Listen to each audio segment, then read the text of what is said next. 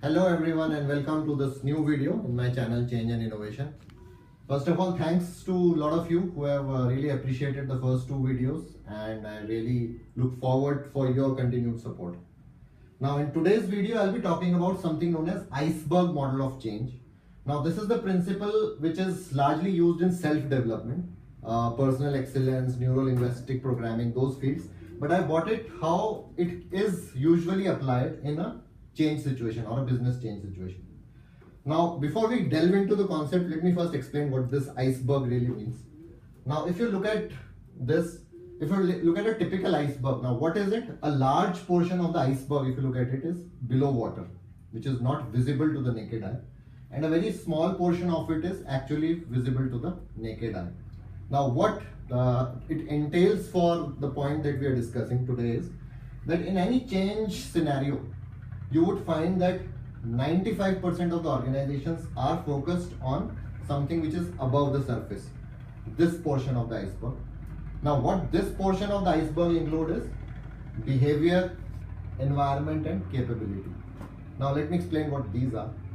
So, what these change efforts focus on is that what behaviors should change in the situation. Now, in the last video, we talked about that how an individual is the minimum unit when we talk of focus of change focus. We also talked about the 4 types of resistance to change. Now these change efforts will have interventions which are focused on changing people's behavior, which is not a very long lasting solution. Now behavior cannot change permanently if the trainings only revolve around how do we change behaviors. Now there has to be something which is more detailed, something which is coming from within, deep within. Not behavior is a very superficial element. Similarly, they also talk about environment. Now in a change situation, what new environment will the people operate in? And then will they go into a new org structure? Will they follow a different process? Will they use a different software? And again, it is focused on, okay, how do we make people ready for the new environment? Now the interventions are focused there. Third is coming from the 4th type of resistance we discussed last time, building people's capabilities in the new scenario. Now there is nothing wrong, I am saying, with this approach, but what happens is that these don't result in a very permanent kind of a change. So what I call them is a reactive change effort, because largely what I found is that when the interventions are only focused here, either the change is delayed or it is not permanent. And I've seen that in a lot of years of my experience. So before we come back to this, let's look at what is below the iceberg. Now below the iceberg, if we take individual as an identity, are something which is known as beliefs, values, and identity. Now if your change interventions are focused on these 3, the change would be lasting. Now what does this mean is, now it says that after we change or in the new change scenario, what new beliefs should these people or individuals who would be part of the new environment need to have. Now belief systems, again the intervention will be focused on belief system. When we talk of values, now what new values should people demonstrate in the new scenario? Now value, basically a simple definition is what is important for the organization, or what is the decision making criteria that needs to be used in different situations. So a change intervention which is talking about values will say that, okay, after this change, what new values should be imbibed in people, or what new values should these people demonstrate, or an individual demonstrate.